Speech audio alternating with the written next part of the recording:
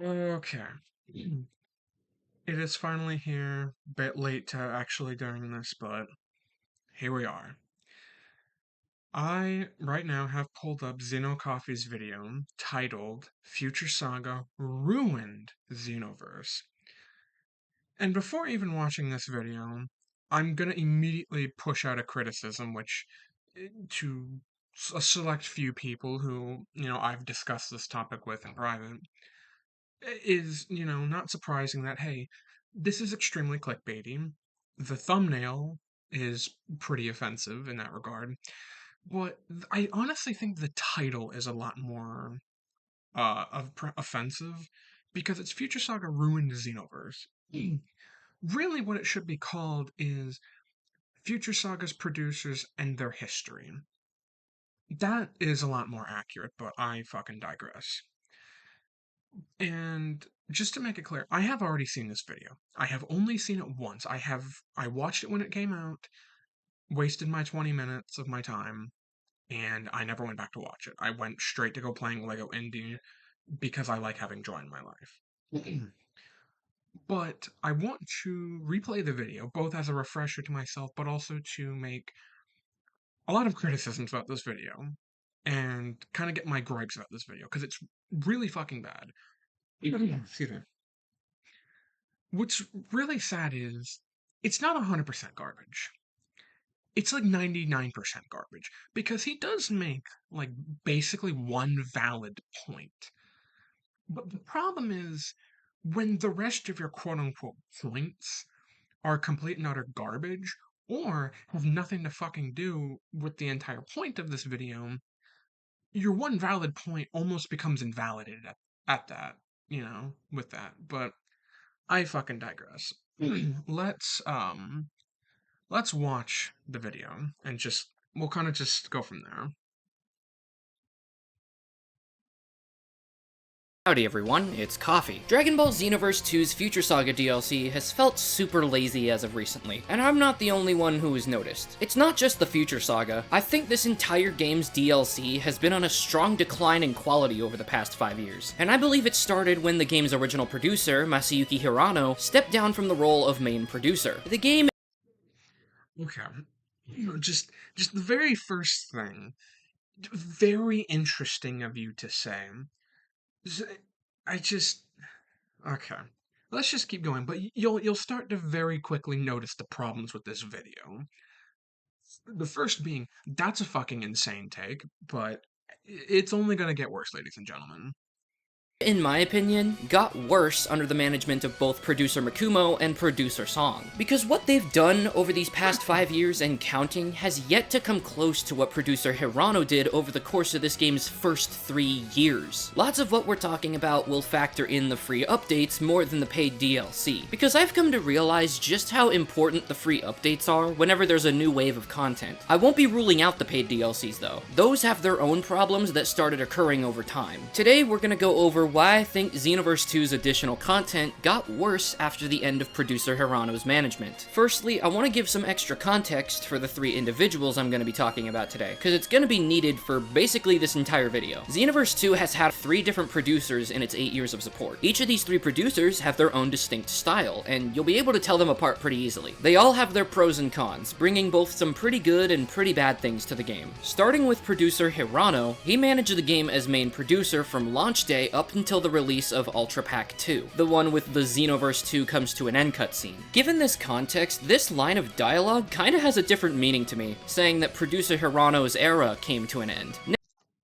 Yeah, I think we all knew that. Anybody with a brain kind of already knew that. Like, no shit. We all kind of knew that entire thing was basically just, hey, we're done with the game, but other people are coming in.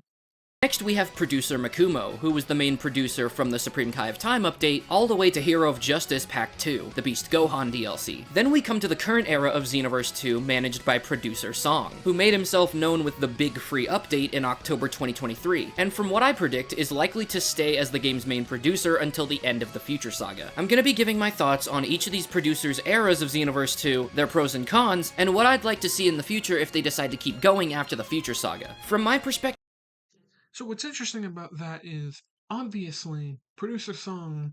First of all, we don't know how far he's gonna go. As he said, presumably he'll, if we get a new producer, Song would go all the way up until Future Saga ends. But we also don't know. Excuse me. We also don't know. Is he gonna keep going past Future Saga? Is Universe 2 gonna actually end after Future Saga? Are they going to get in a new producer? We don't know. So I find that interesting that you're judging Song off of two updates, which obviously, yes, so far, chapter one, pretty fucking good. Like the big free update, really fucking good. Chapter one, pretty solid. Chapter two, I knew was definitely a degradation, like a downgrade, but it's like not that offensively bad.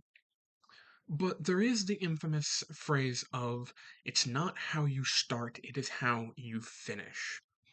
First half, I guess, of Future Saga, if we exclude the big free update, pretty good. Like, pretty solid, I would say. I would say if you include the big free update, really fucking good. But obviously, we have yet to get to the secondary half with Chapter 3, which is looking pretty good from that, like, 5-second teaser we got of a still of, I guess, not really a big spoiler because everyone fucking knows, Conton City getting completely fucked over and destroyed pretty much. And then God knows what's going to happen in Chapter 4 because we have zero context for even Chapter 3. But uh, my head is already hurting because I am starting to remember future parts of this video, and it's pretty bad.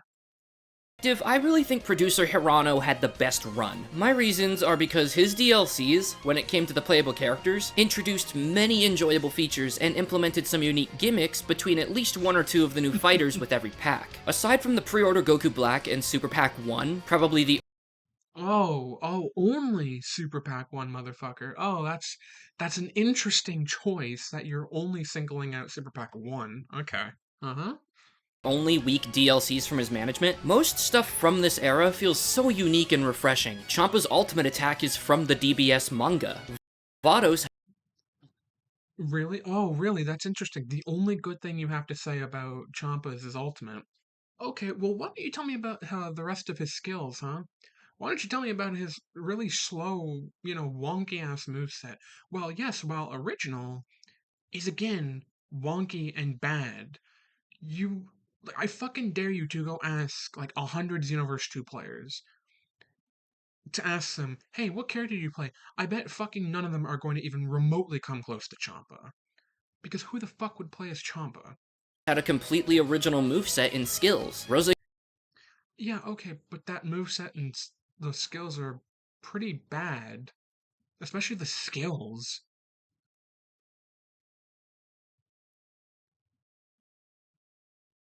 Okay, apologies for the sudden cut. Had to go do something really quickly.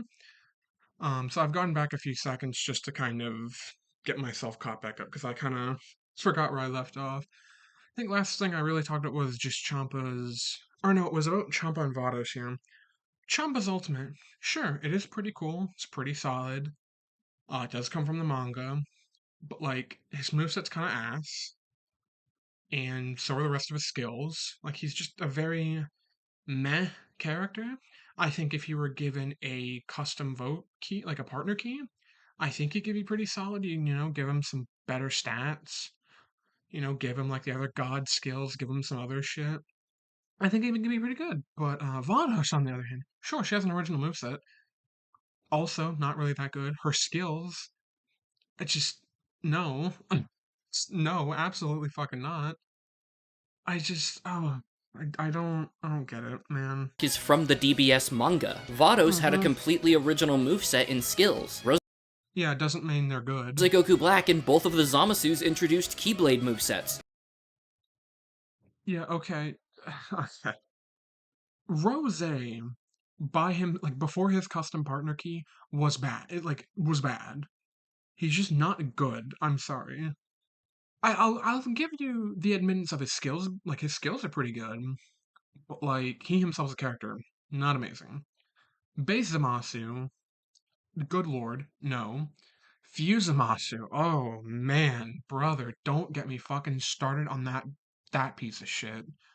Holy hell, if there's ever a character that needed a custom key more, it's him. Or like just a festival preset, anything, it's him. Oh my god. Dude, level 199 ain't saving his ass. Sets. Bojack was there.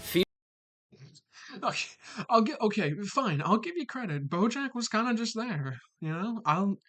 That's one tiny little something you get, Coffee. But that's not even a you thing. That's a generalized. Yeah, he's just there. Zamasu gave us traversal skills. Okay. So, Vegito Blue, despite lacking an original ultimate attack, felt properly as fast as he did in the anime, and admittedly has a pretty fun moveset. Tapping pretty fun moveset, huh? Fast? Really? Are we sure about that? Also, despite lacking an original ultimate, yeah, his skills aren't really that fucking original either. Like his super attacks, they're not very original either. So I don't know what you're getting at here, dude. introduced a unique charged back hit. Unique charged back hit. You mean the thing that fucking nobody does because the net code is pretty ass and people would rather just vanish or, I don't know, fucking turn around and you turn on their opponent? Cool, congratulations.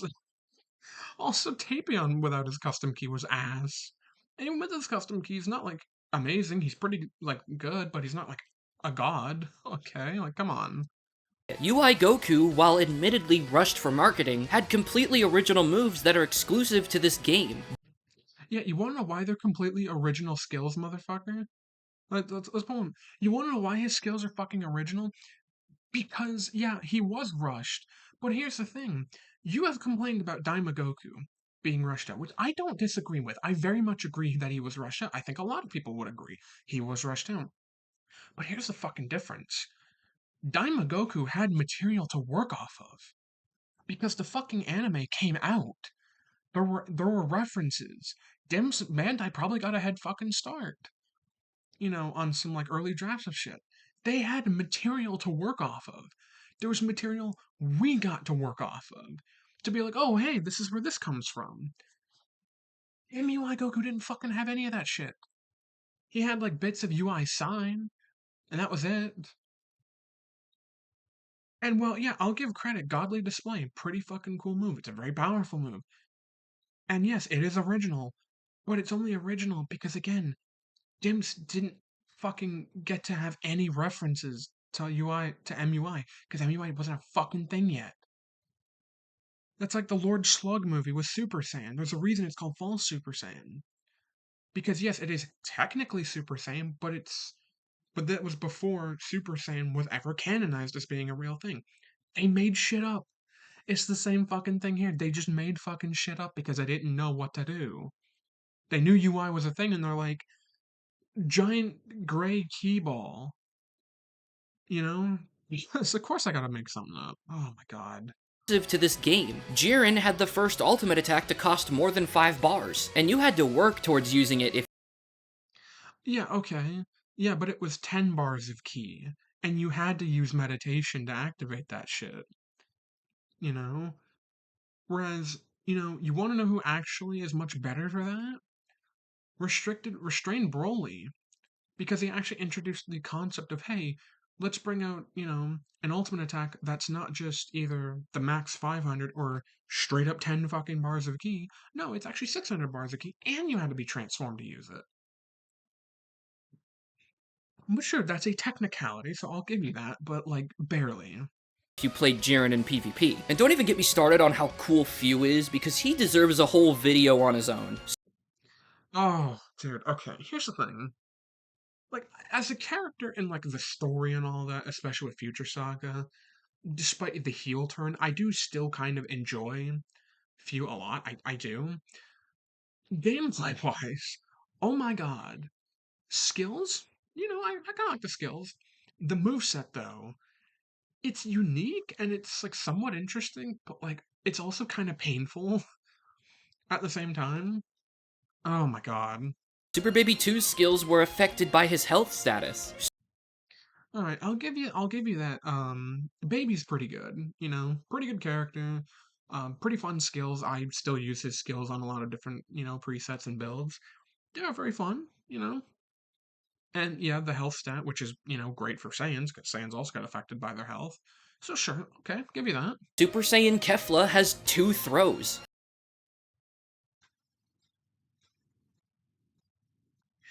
Wow.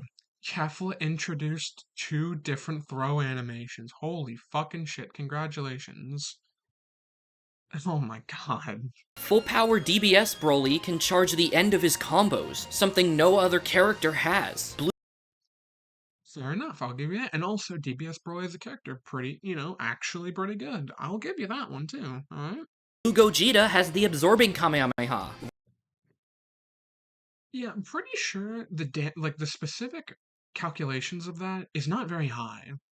I'm pretty sure it's nothing. I don't remember what the calculation is, but I'm pretty sure it's like not super significant. It can be helpful, but it's like whoop-de-doo. Also, as a character, Gogeta Blue's kind of mid.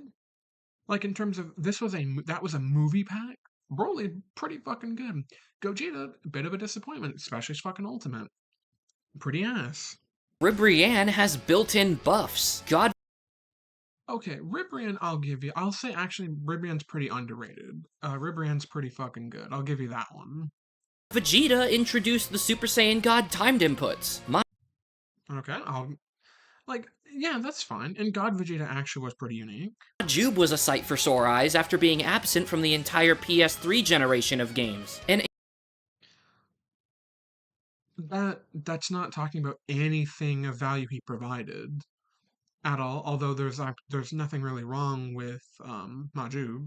Android 21 not only gave us the first character who could directly string their combos into a grab, but also had a near entirely original skill set from fighters with only one but rather fitting copy-pasted skill. So you're okay with copy pasted skills, or are you not okay with copy pasted skills? What the fuck is this? From 2016 to 2019, it was 3 years of Hirano's team straight up cooking, sizzling, and barbecuing in that fucking studio. Okay.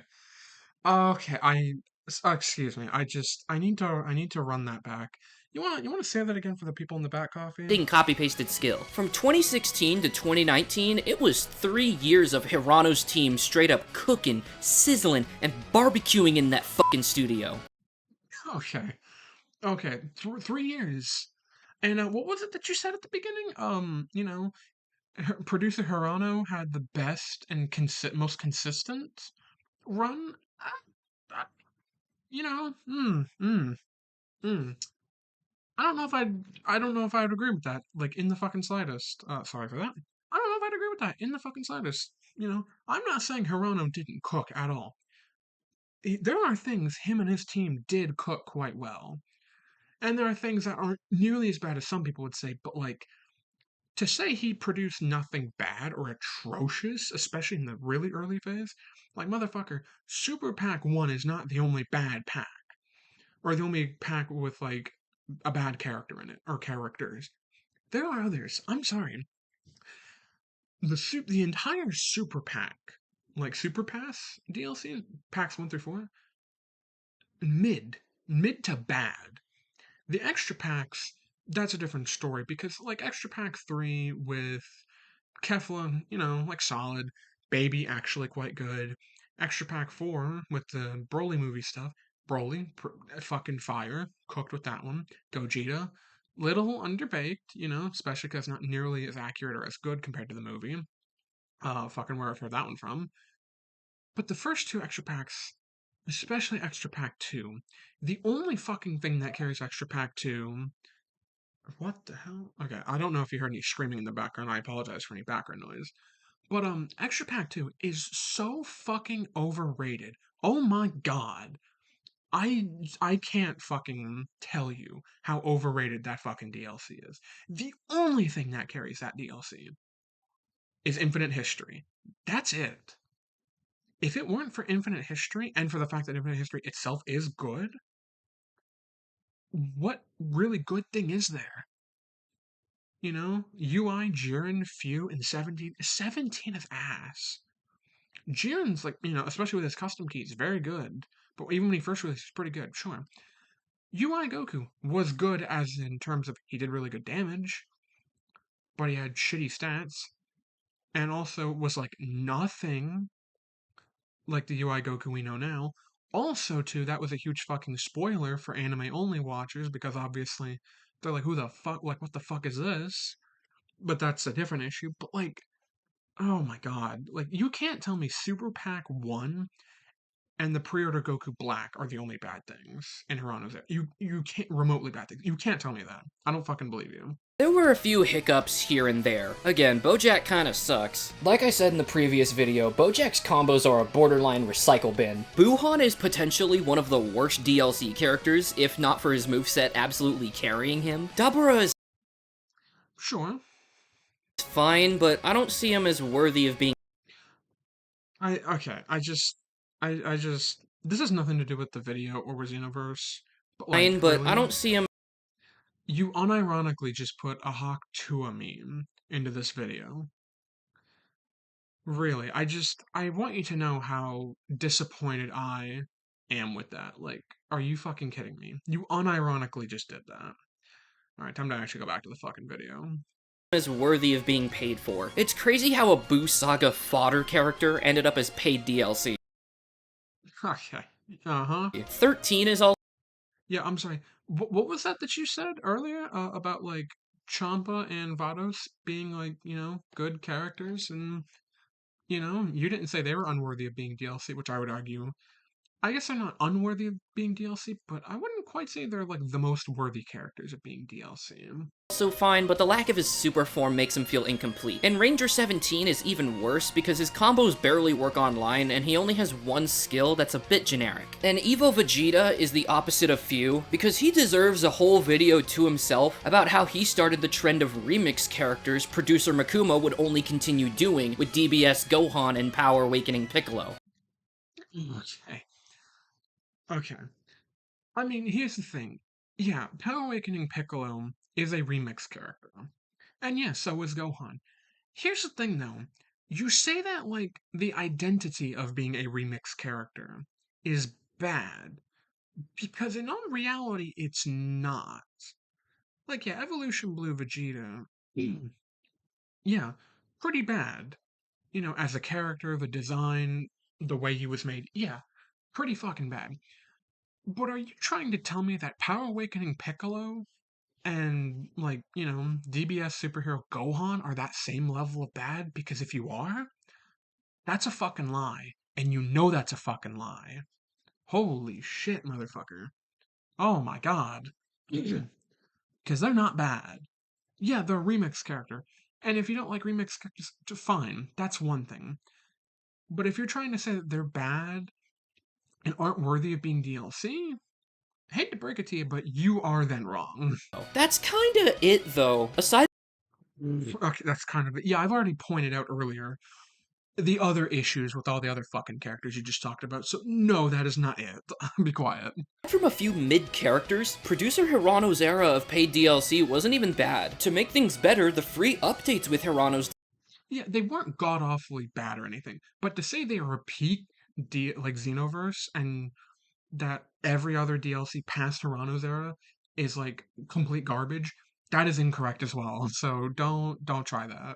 DLC felt very expansive and worthwhile, adding on to the paid DLCs and, at the very least, adding stuff to chew on for players who can't afford them. Producer Hirano's story DLCs were some of my personal favorites as well. Even if the first two were basically retellings of the first two original Super Sagas, he bounced back quickly with Infinite History, the DLC that introduced us to Few. Not only was DLC 6 the biggest of his run, the free update added so much to the game's core function and completely changed the way people play it to this day. In just 1.09 alone, the free update that came packaged with DLC 6, we got a bunch of features that drastically changed this game's environment. Partner Gauge paved the way for dual ultimates with custom mentors. Partner customization overall was a huge addition that's basically become a core feature that people want more of. Special costumes only make that want stronger, because why have we not gotten any new costumes for the partner keys? Don't even get me started on limit bursts, because this has saved me multiple times in quests and PvP. This feature has basically become an instinct for me to pop whenever I'm in a tight situation. Flash Revive is Okay, so before we continue, let me point out something that Coffee actually is quite correct about. And this is basically his one and only major, like, valid point I will give him in its entirety. Like, and I think he's about to delve more into it later and make this exact sentiment and actively say it out loud. But the point being that free update stuff like equally matters. Yes, it is true. I would agree with that. The only thing I like slightly disagree if I'm nitpicking like every single thing about this version, Limit Burst, I would say has definitely ruined PvP.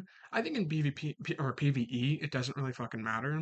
You do you, but PvP I think it has done not good things and I wish there was just an option to adjust the limitations of just keep everything the same, like you can have your super soul and all that.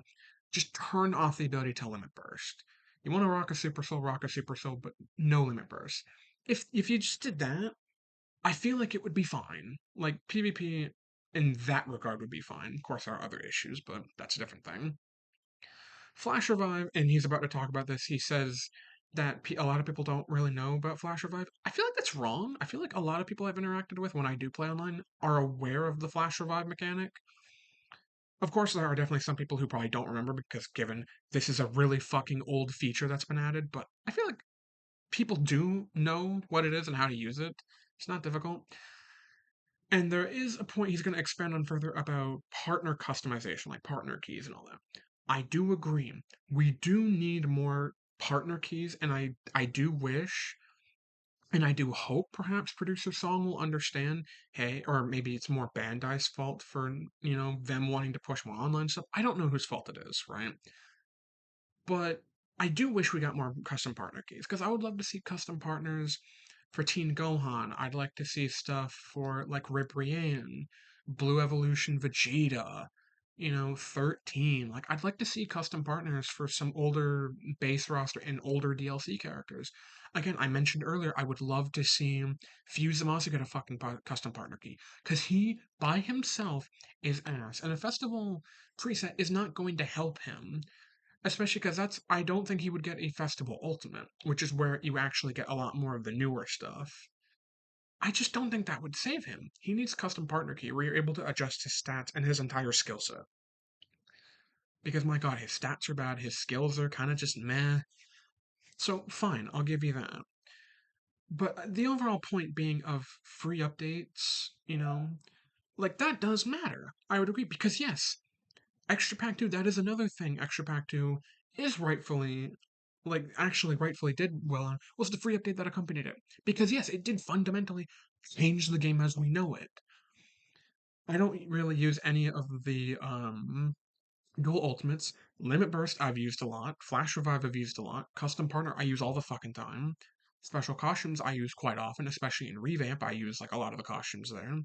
Extra story, all the DLC stories, we love that. And of course, Super Saiyan Blue, all the fucking Awokens we've ever gotten.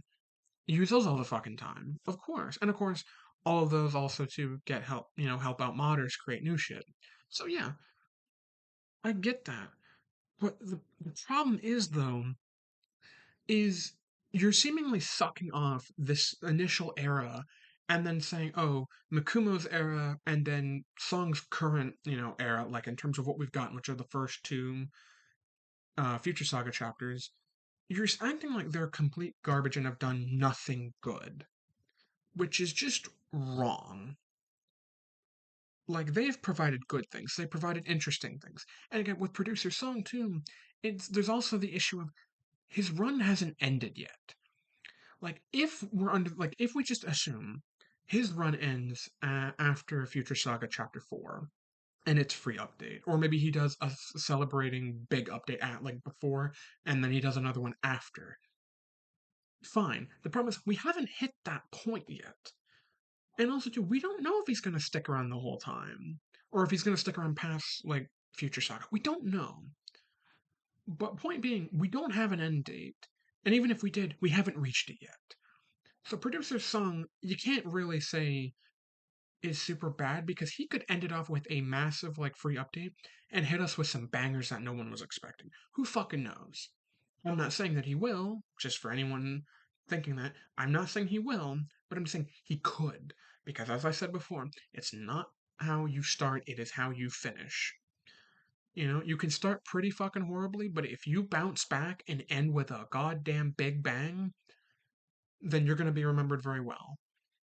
So, we're just going to skip through a little bit of this because he talks about Flash Revive for a minute, talks about the extra story, he talks about infinite history with like dialogue changes and like different outcomes. Like, yeah, we get it, infinite history. Like, it is good. I'll give you that. That's fine.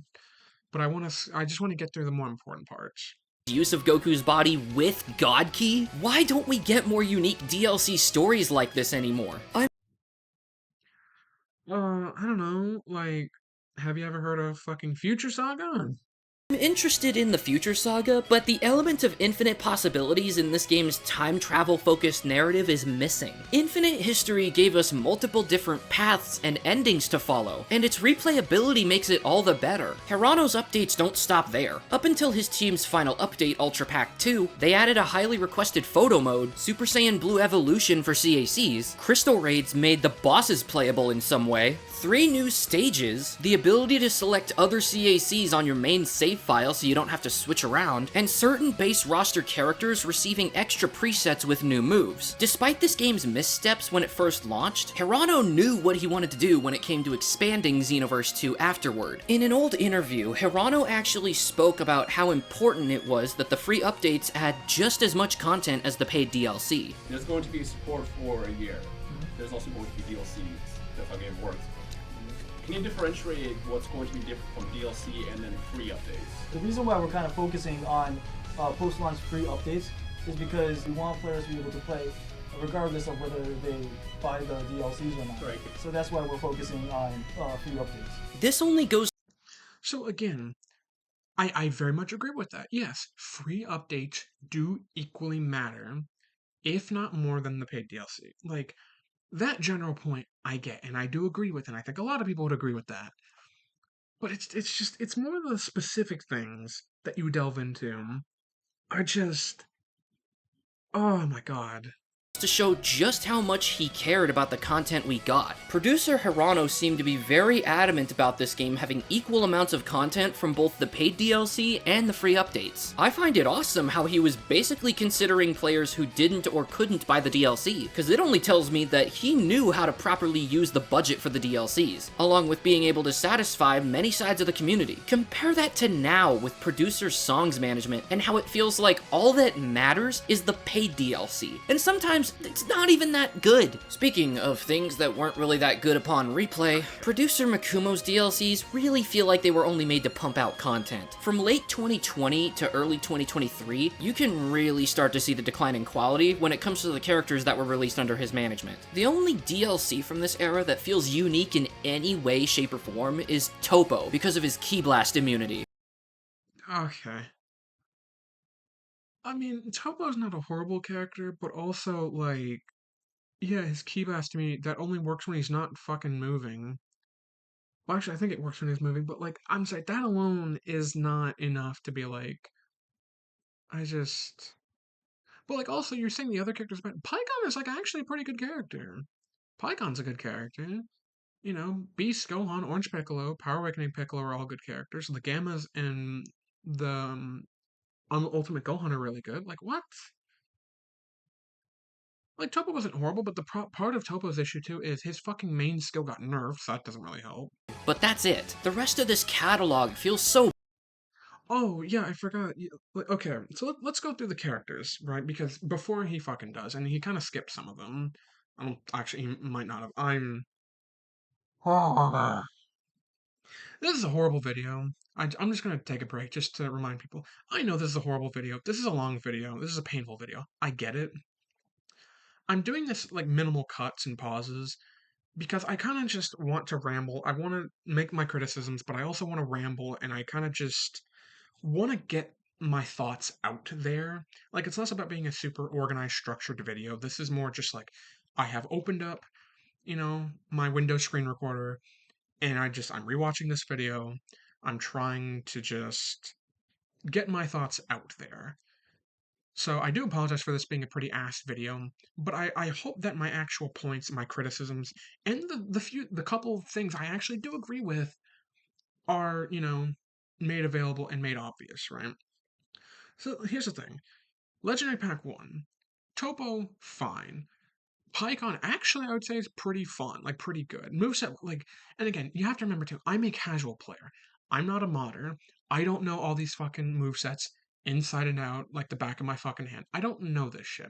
I'm a casual player too, which is like most of the community are very casual people who know either nothing about modding or modding resources or any of that, or just people who maybe have little bits of knowledge, but again are not like modders themselves, right? So just remember this is from a casual player's perspective, which is like a huge chunk of the community. Especially since there's a lot of people who play on consoles and such who cannot do like real modding like PC players can. Minus like save editing and just hacking, but that's a different thing entirely.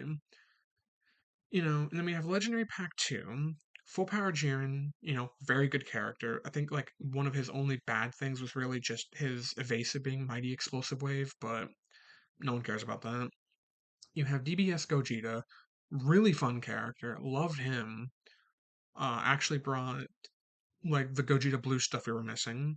Kale and Clayflip, I never really played them much, but they're definitely pretty like good characters. The Gammas, very good. It's clear they put a lot more effort into Gamma 2, but obviously Gamma 2 was like the star of like one of the stars of the movie and had a lot more like big time things to pull from. And then Hero of Justice Pack 2, Beast Gohan, yeah, we clearly get the recycled like move set and all that. I get it. Fine. Still a very good character. Orange Piccolo, very good character. Um, Also, I'm gonna point this out. I like Fierce Fist, and I understand the complaint of it could have been better. Here's the thing: he kind of has the same issue as like Gogeta Blue, which is he's not nearly as good as he should have been because his ultimate is like ass. Not the festival moves, but the actual one he came with on release. That's bad, right? But it's like not offensive. Like it still does okay damage and it's still usable, but for sure. But yeah, and then Power Awakening Piccolo.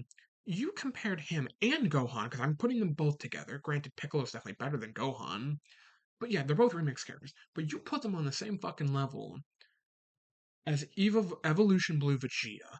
No fucking way you said that. And of course, now we have in the middle the Content City Vote Pack, which had UI Sign, GT Vegeta, and Supersonic Dispo. Yeah, GT's remix character, he kind of falls in like the same line as like DBS Gohan, where it's a lot more of an obvious remix character. Still very good, very fun. One of the better Vegetas in the game. Of course, that got topped with ESV Vegeta, and of course gets topped by like Super Saiyan 4 Vegeta. You have Dispo, very good character. Very unique moveset, but unlike a lot of the other characters that I've shat on, like Champa, Vados, and all this other shit, it's actually good and it's like actually fitting and it's not painful to use. And then UI Sign Goku, as you yourself will say it, is exactly that. It's like, yeah, it's an apology for, hey, we kind of fucked up MUI, so here's like a proper UI Goku. So yeah, I'll give you that. But it's like, they're not garbage.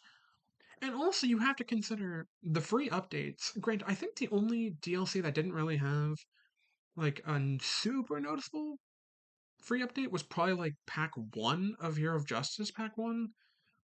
But like, and maybe Legendary Pack 1. I don't remember what stuff came out there. But you're telling me Legendary Pack 2, Hero of Justice Pack 2, and Content Vote City didn't have solid free updates? Granted, were they as big and as good as Hiranos? Sure, no. But to say those are like bad, I don't agree with them. Boring. PyCon felt undercooked because some of his attacks weren't included. Sure, but again, he's still very good. Topo had several combo animations pasted from Nappa and Legendary Super Saiyan Broly. It's almost like that's very fitting. For a Topo, for a big fucking guy? Full Power Jiren is our second Jiren DLC to have only 2 new attacks, despite his laundry list of abilities. I mean, sure. Yeah, they could have given him a bit more stuff, but honestly, he's still really good. Gogeta is in the same boat and only has a little bit of new combo animations. Again, yeah, okay, a little bit of recycled moveset. Who cares? Like, are you gonna fucking tell me DBS Gogeta's a remix character? Because I don't fucking think so. Caulifla just has repeated Kefla animations and even some Kefla skills for some reason. And Kale, while I fucking wonder why, because, they didn't give that stuff to Kefla initially. Oh, wait, that makes me back to my point of, oh, Kefla not really a good character. Interesting. it's great she doesn't play like a Z Broly variant, feels super underwhelming in the moveset department despite having some good skills. UI Sign Goku feels like an apology for rushing out MUI. Dispo is actually pretty good. GT Vegeta feels like an unfinished day 1 base roster character that they forgot to release. Okay. No, he's a remix character. He's equally as complete like Gohan and Piccolo, but like them too, he's very good still. Gammas are only fine. DBS Gohan is just Evo Vegeta again, Okay. but at least with a cool new Potential Unleashed animation. Beast No, no, no, no, no, no, no. Okay. You cannot say Evolution Blue Vegeta and this fucking Gohan are the same character. You cannot fucking say that. Because here's the thing. Unlike Evolution Blue Vegeta is just bad. He's a downgraded Vegeta. This Gohan is actually an upgrade to the Ultimate Gohan from before. This is a fucking upgrade. Does more damage. His combos and everything just flow and are a lot better. And it's like, oh, it's a recycled moveset. Motherfucker, it's Ultimate Gohan. What did you fucking think was gonna happen? He was just gonna get a brand new moveset? Like, motherfucker, it's just Ultimate Gohan. Of course it's gonna recycle the moveset. Jesus Christ. Beast Gohan, aside from his skills, is hot garbage unless you play Revamp. Power Okay. Oh my god. No, he's not garbage. He's a very good character. He's actually still one of the most broken characters in the game because of the fucking damage he does, and his Super Soul only making that better. Power Awakened Piccolo is in the same boat, and No, no, he's not. I mean, if you want to say better with Revamp, yes. But if you're trying to say without Revamp they're garbage and unplayable, no, motherfucker, let's not say that. Let's not lie now. That's ridiculous. Orange Piccolo is probably one of the most disappointing DLC characters ever made. How do you take what's admittedly one of the coolest transformations of modern Dragon Ball and make its playable video game debut such a generic, boring slog? I still fucking hate how they adapted Fierce Fist. How do you take this dramatic ass punch with so much weight to it and by itself looked so fucking cool in the movie and just turn it into flying punch attack? Oh my god. I love that you complain about. So you're complaining about it being like a big fucking issue of, oh, it's just a boring basic punch. Yeah, it was also a very basic punch in the movie and manga anyway. I'm not saying it didn't look cool in the movie or anything like that. It absolutely does. But you're saying like it should have been this extravagant thing in the game, and it's like, are we playing the same fucking game here? Like, again, like I said about like a bunch of other shit that you talked about. What the fuck are you expecting? Damn. Like, fuck you, man. Really? It's not just the characters in this era that disappoint. The stories are considerably worse. DLCs 12 through 16 contain some of the most poorly handled, borderline filler stories I've ever seen. I'll talk about this in another video, but it really feels like the Future Saga is the proper continuation of Infinite History. Because, like, what purpose, what fucking purpose are these DLC stories supposed to serve to the Future Saga? Here's the thing. Not really any purpose, and that's okay. Also, too, these stories weren't made with Future Saga in fucking mind, you goddamn idiot. Again, you asked that like this is some big gotcha, and this big thing you're saying. They're side filler, like, I wouldn't say filler stories, but it's like they're not supposed to be connected to Future Saga because Future Saga wasn't a fucking thing. What do you mean? And I mean, sure, if you want to say that the DLC 16 story was filler of Hero of Justice Pack 2, sure, I'll give you that. That would be fine. It's still a good story because it basically is just superhero with a 21 crossover and some other shit. Fine. But that gave us peak still with the pseudo father son special beam cannon. Legendary Pack 1, yeah, I'll give you the Janemba stuff, very like that's a bit generic, sure. That still gave us peak with Super Saiyan Blue Goku and Super Saiyan like future Super Saiyan Gohan. That's fucking fire. The shit with Few and Bardock, that was also really fucking cool, especially if you got the alternate ending with Bardock going Super Saiyan and beating Frieza. That's still really fucking cool. It doesn't have to connect to anything. And actually, and also too, it's another thing too. Actually, in the Hero of Justice Pack 2, at the end of it, he actively says, "Hey, I'm gonna continue working on shit and doing like more experiments." So actually, it did set up Future Saga in regards of, yeah, I'm gonna keep doing shit and keep doing experiments and figuring shit out. So actually, it did lead into fucking something. So I don't know what you're talking about. How do they further this interpretation of Few's character development? Like I said, it's filler. And if anything, from what I've discussed with other people in the community, lots of players are burnt out on Few because of these DLC stories. Legendary Pack 1 and 2 have what I consider to be some of the worst English dubbing a Japanese game has ever received. This time Rift is extra special. The Okay, first of all, that's another little minor thing I'll give you. Yeah, the dubbing of Legendary Pack 1, especially that Janemba section, really bad. I'll give you that.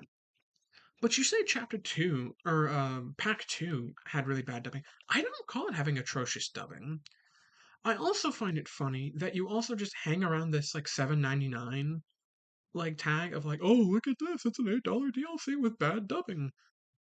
What do you think this is proving?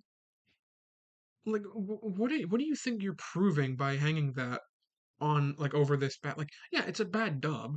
It's not atrocious.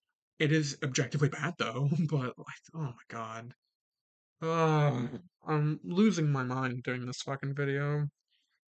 Yeah, no wonder why I played Lego Indie after watching this. The Vote Pack follows up on Infinite History in one of the most underwhelming ways, with Deborah coming back to life but then immediately dying at the end, and the Hero of Justice Pack 2 story feels so undercooked and basic that they just made it into a Fighters crossover with Human 21, and they didn't even use the new stage they made for this exact DLC in the story. Really think about that for a second. Imagine someone goes to buy Hero of Justice Pack 2 because it has that new Red Ribbon Yard stage and new story. They're gonna assume that that stage gets used in the story. But no, the final battle is at the fucking Wasteland stage. Like, what the fuck? How do you... Okay, that's really hilarious. So you would almost think he's making a point here. But here's the thing. You can actually see in the story the Wasteland being used, like in the teasers for the trailer, or for the DLC. You can see the Wasteland is shown. Second of all, the story explains why they go to the Wasteland, i.e., getting Selmax away from the fucking city and away from people. What the fuck reason do you think they would have Selmax be in the fucking Red Ribbon Army Yard? Like, are you fucking stupid? Like, holy shit, did we play the same fucking DLC? Because I'm pretty sure we didn't. Like, oh my god.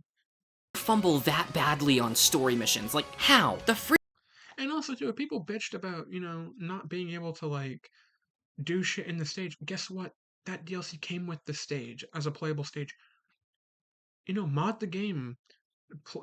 Like, do training, do PvP fights. Go do, like, the PQs that have it. I don't know, go do the Cell Max raid, which takes place in the Red Ribbon Army Yard. updates had it just as bad. With the Supreme Kai of Time update, while I appreciate the implementation of loading screens and the introduction of partner keys, making Supreme Kai of Time playable, and finally giving us MUI Goku's skills, most of these brand new additions are locked behind online. Even CC mascots, something most players didn't even want, are locked behind online. What's the stylist even good for if you're not gonna add new hairstyles for our avatars? I honestly believe producer Makumo's management management was when we started to see the beginning of Xenoverse 2's days as a live service game, and not even a good one. I think the only thing Makumo's era that was kept consistent with Hirano's era was the addition of new awoken skills every few updates. It's nice that we got Super Saiyan God for CACs with the timed input mechanic. That feature helps Super Saiyan God feel like its own thing in this game, rather than just another hair-changing transformation. Beast was kinda cool with how it introduced a new combo string that featured animations we would later come to learn were Beast Gohan animations we got to see early. But that's it. Producer Makumo managed what I'd like to call the mid-era of Xenoverse 2. Free updates especially felt so insanely lacking in this era, especially considering the huge gap between the 1.16 and 1.20 updates. Legendary Pack 2, the Vote Pack, and Superhero Pack 1 got next to nothing in terms of new free content. Dude, after Superhero Pack Okay. Okay, so I was a little mistaken about like the lack of free updates, which again, I have already said multiple times before that I agreed with it. Yeah, free updates do also matter. And another thing that he brings up, and this is kind of intertwined with like, you know, what I said earlier as well, is yeah, locking shit behind online and is not amazing. I wouldn't say it's the most offensive thing in the world. And that's also not, I don't really believe it's entirely Makumo or Song's fault for that. Or at the very least, it's not really producer Song's fault. Because you could either make the assumption of either A, Makumo decided to turn things more online, or Bandai did. I don't really know who you could really blame between the two. I would say the safest bet's probably Bandai, because you can make the assumption that either Bandai themselves said, hey, let's make this more online, or Makumo said, hey, why don't we make stuff more online? And Bandai saw that and was like, that's a really good idea, even though in reality it's a horrible idea. And then when Song came along, Bandai was like, yeah, here's like some constraints of like, this is the kind of stuff we're working with and we want to keep up. So anything you do has to kind of revolve around this. So I don't know who to blame in regards of Makumo or Bandai. Like, did Bandai just kind of shoehorn that shit in, or did Makumo decide to do that? I don't know. But that's like one of the only other major things you will get is, yeah, the fact that a lot of shit gets locked behind online, sure. But again, I think that's more the fault of, and my assumption is going, my safe assumption is going to be Bandai. Probably, wanting to go in that direction. And of course, Makumo and then Song are kind of just like, well, this is the shit we have to work with now, so. Pack 1, that's when they stopped doing Hero Coliseum stuff. Like, we legit have not seen any new Hero Coliseum figures since late 2022. It has literally been 2 years since the last bit of Hero Coliseum stuff. As much as I don't like Hero Coliseum, there are people who play that mode, you know that, right? Why did they stop adding content for this? I think another indicator of the producer Probably because not enough people give a shit about it, so they probably just decided, yeah, not a lot of people are interacting with this, so I don't think it's a big deal. And I don't really consider it a big loss, but if you are someone who does actually care about it, sure, I would get that point, but I and a lot of people don't give a shit, so I don't think we would really agree or get that point, but. swap can be deduced with their usage of cutscenes in the story mode. Producer Hirano's DLC stories mostly use in-engine cutscenes. Producer Makumo's DLC stories only use the CGI cutscenes. And Producer Song uses a mixture of both. Mostly CGI, but some in-engine cutscenes sprinkled in there. Speaking of, finally we get to the current state of Xenoverse 2, managed by Producer Song. Song started out pretty good with the big free update in October 2023, adding the Festival of Universes, Cross-Verses, many quality of life features, easy mode for story and parallel quests, Ultra Instinct for CACs, raising the level cap for the first time in 7 years, and the matchmaking lobby I mentioned in last week's video. I should say, however, there's already a problem with most of these features, and yet again, like with the Makumo era, it's the fact that most of these new features are online exclusive and there's no other way to access them. You want to play Cross-Verses? Sorry, online only. You want the new anime-accurate ultimate skills along with several new colorable versions of cast character outfits? Play online. Not only that, you gotta grind for event-exclusive, online-only currency to even think of unlocking those outfits, and some of the more interesting and expensive ones don't even have good coloring options. The most offensive thing, in my opinion, was how they did the auras. I already rambled about it in last week's video, so I'll just replay that part for y'all. Even the idea of customizable auras was able to be implemented with mods. Demon Boy released a mod that lets you change your in-game aura using the lobby aura feature. That only goes to show that something like that is 100% possible in the regular vanilla game without mods. Song's era of Xenoverse 2 only gets worse when it comes to the start of the Future Saga. Okay. Again, I have already said this, and I've already agreed that yes, the fact that a lot of the free update stuff is more online focused, again, I could agree to that. But to act like it is solely producer Song's fault and his team's fault, I cannot in good faith agree with, and I don't think a lot of people could agree with that in good faith either. I think I think with Makumo, you could kind of make the argument of either he and his team decided to do that, or Bandai stepped in and did that. Can't really say for certain who potentially decided to do that. The safe bet is probably Bandai, but it could have been Makumo. But with Song, the issue is by that point, it had already been pretty well established they wanted to shift things to be more online, or at least be a lot more balanced. There was a lot of offline content, so now we want to do a lot more online content. The issue is with producer Song. I think by that point, that live servicey, very online heavy aspect was kind of already pretty cemented in. So I think by the time he came on, I don't think there was too much he could do in terms of, you know, like trying to make things more accessible or whatnot. Again, there are some things I, wished and I hope he maybe does. Like maybe he does eventually put out some custom partner keys or something. Even though that's online exclusive, it's at least something we haven't gotten in a couple years, or however fucking long it's been. That would be nice. But again, I cannot in good faith agree with the concept and idea that producer Song is 100% at fault. He might be at some fault, maybe. But like to say he's 100% at fault, I just can't agree with him, sorry. Again, if it weren't for DBS Videl and DBS 18, Chapter 1 would have been $10 for 2 boring variants and a pretty good base form character. Okay. It's funny that you say it would have been $10 for 3 characters. You do realize, like, even then, that still would have been pretty good.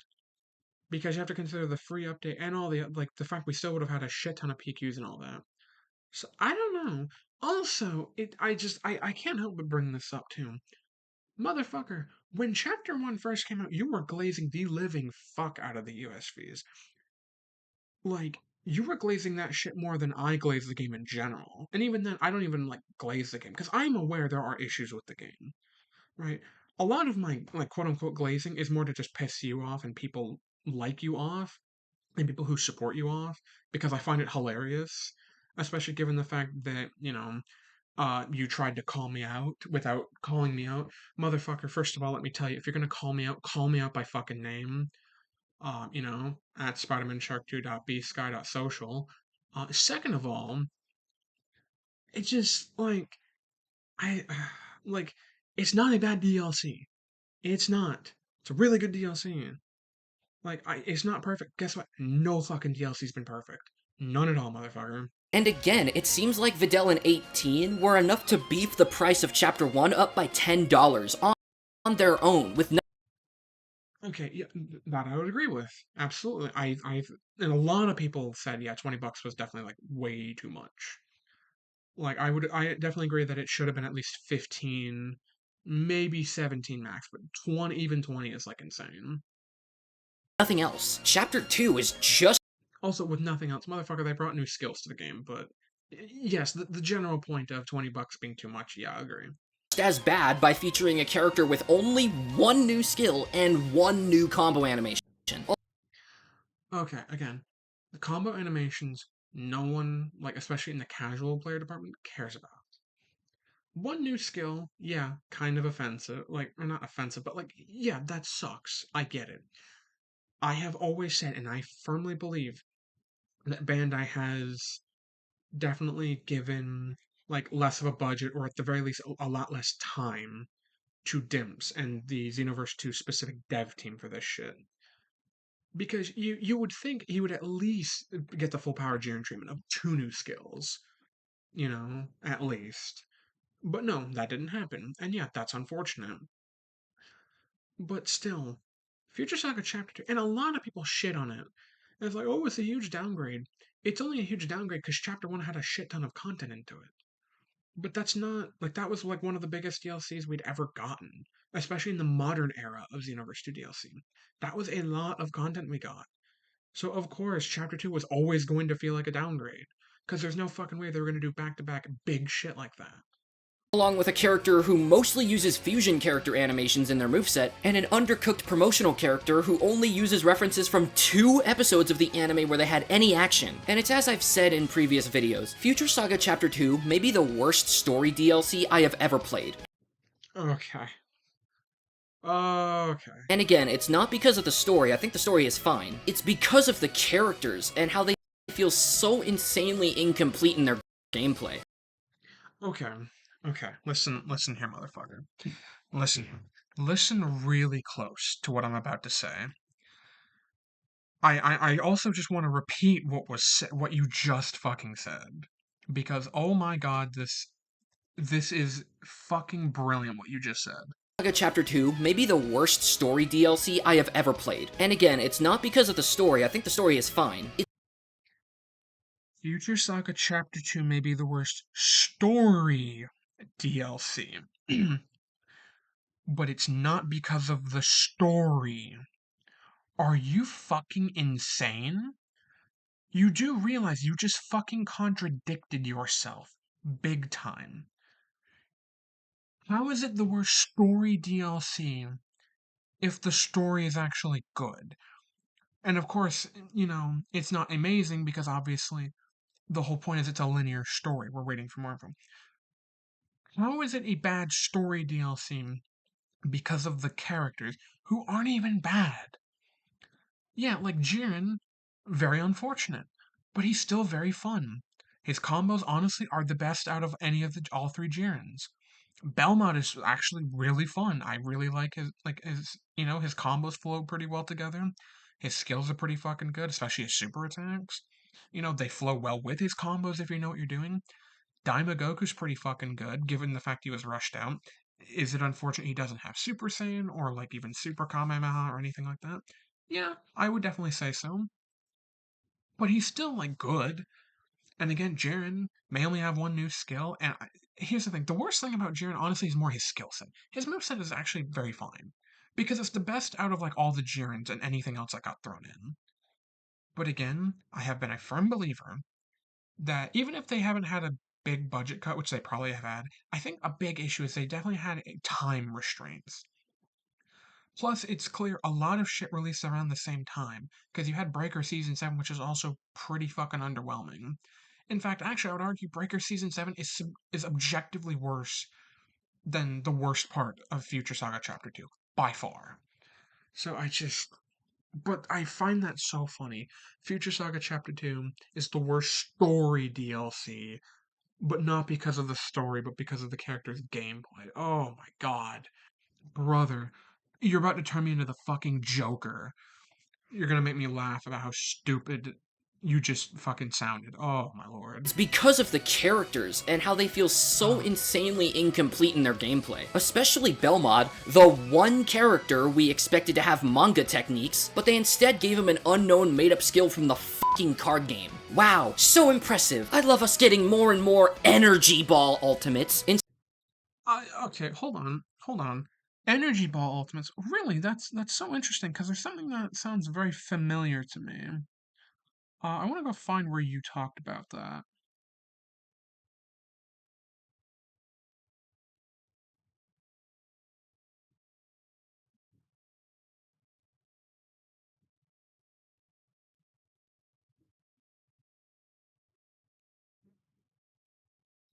Hold on. I want to go back to something really quickly.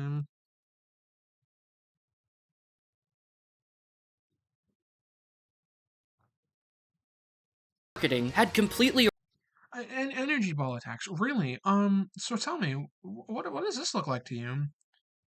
Original attack. And what's that? Oh, that's a giant fucking key blast, motherfucker. Like, are you fucking kidding me? Like, are you nuts, dude? What the hell? What are you talking about? Along with a character who mostly not because of the story complete in their techniques, but they instead getting more and more energy ball ultimates instead of unique attacks like his playing cards from the manga. I love mid. Oh, there. That's Coffee's catchphrase. His quote unquote mockingly, "I love mid." Shut the fuck up. Fuck off. How is it that Champa, God Vegeta, and Ultra Supervillain Rose all have skills from the manga, but First of all, like, that was the only thing for Champa. Vegeta got Prominence Flash, not Gamma Burst Flash, but close enough, sure. And also, motherfucker, you can't hide this. So you're hating on the USBs, and you have actively shat on Rose the most. And I get it. Rose is like the worst. Is like a really bad USB. Sure. You can't hide this shit from me, motherfucker. That move that you're using on custom Rose is USV, Rose's move, like on his moveset. So I don't want to fucking hear that. the one character people expected to have manga moves doesn't. And people will still make excuses for this. It's insane. How do Okay, come on, don't be a pussy. Call people out. Come on, do it. you justify Belmod not having a manga skill when that's one of the only things people remember him doing in terms of attacks? I think it's extra jarring, however, that Future Saga Chapter 2 seemingly didn't even get a meaningful free update. Not even a trailer for it when the DLC dropped. This not only adds to how rushed that DLC felt, but also reinforces my point that Producer Song's team is just using the Festival of Universes as their way of distributing every single little bit of free update content and forcing players to be online at all times to even think of trying to unlock all the free update stuff. It's awful, like... Again, I've already made my points, like multiple points, talking about the online exclusive shit and the lack of free update. I've already talked about that. Again, producer Hirano's updates added just as much free content as there was paid stuff. This new era feels so corporate and greedy, and it'll only drive more players away from the game. Like, how have they not realized this? The absolute worst thing to come from Song's era, in my opinion, has to be the STP medals. It's just another way to suck money out of players who are gullible enough to unironically pay for Xenoverse microtransactions, when there's also a way to unlock this currency through playing raids. What STP medals get used for is even worse, because it's basically the same as regular TP medals, except more expensive and an even greater waste of money than the original TP medal microtransactions ever were. They literally canonized inflation to Dragon Ball Xenoverse. How much of a greedy, scummy capitalist is the Supreme Kai of Time? We already know she's racist with the way she talks about Fu in the Future Saga. Wait, you met up with Fu earlier? Oh, great. What's that delinquent demon up to now? What? Okay, okay. First of all, what does capitalism and politics have to do with, well, not anything, but like, I don't know. Again, you're blowing that out of proportion a little too much there, buddy. Going a little too political. Big shocker there. Secondly, delinquent demon? Motherfucker, do you not know what delinquent means? And also, what are you fucking talking about? Of course, he's a demon. His fucking uncle is Deborah. And his aunt is Toa. Or his mom is Toa. Jesus Christ, of course, she's gonna be upset.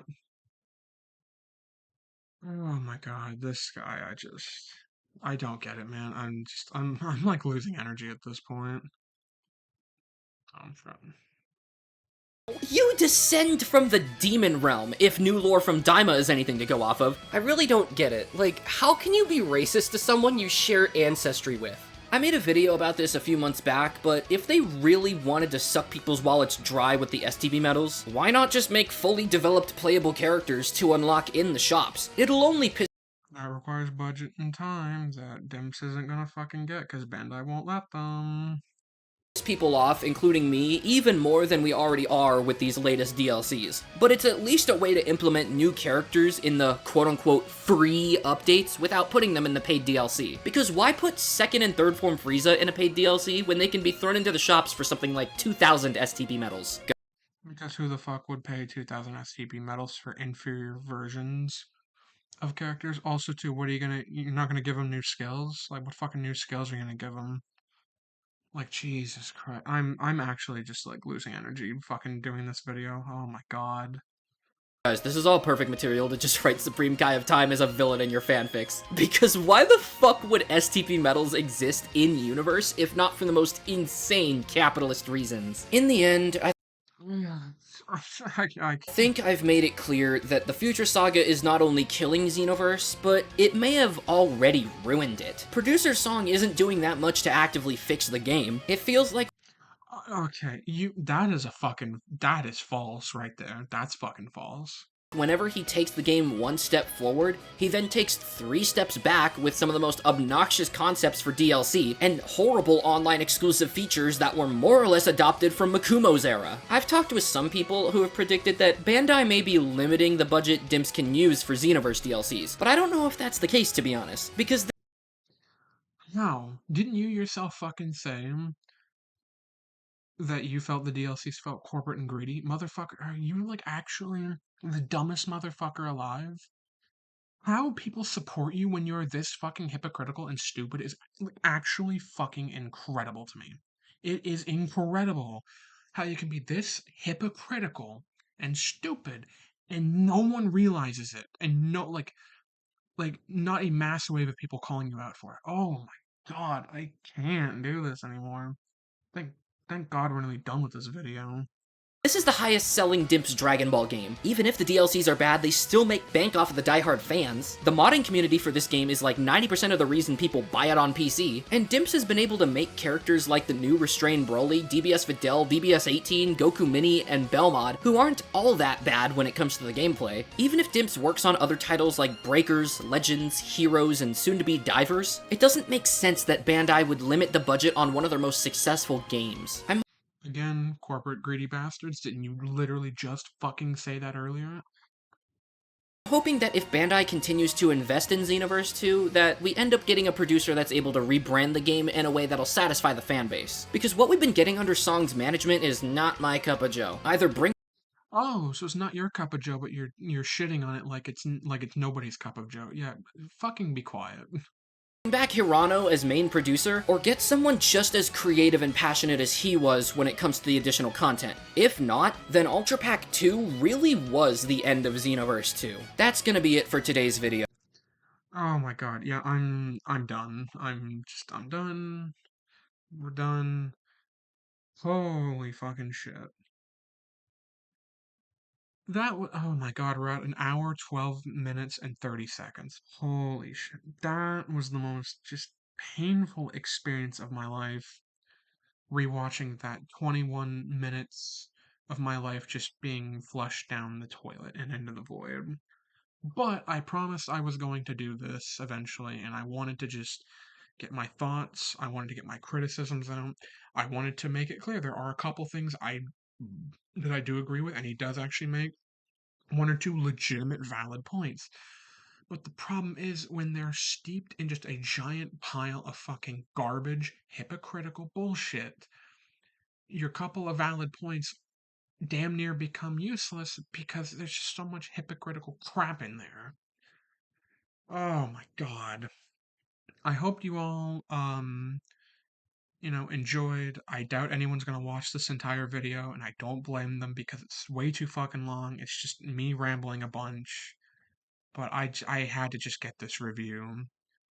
And this just my thoughts out there into a video where anybody and everybody could watch it because holy god.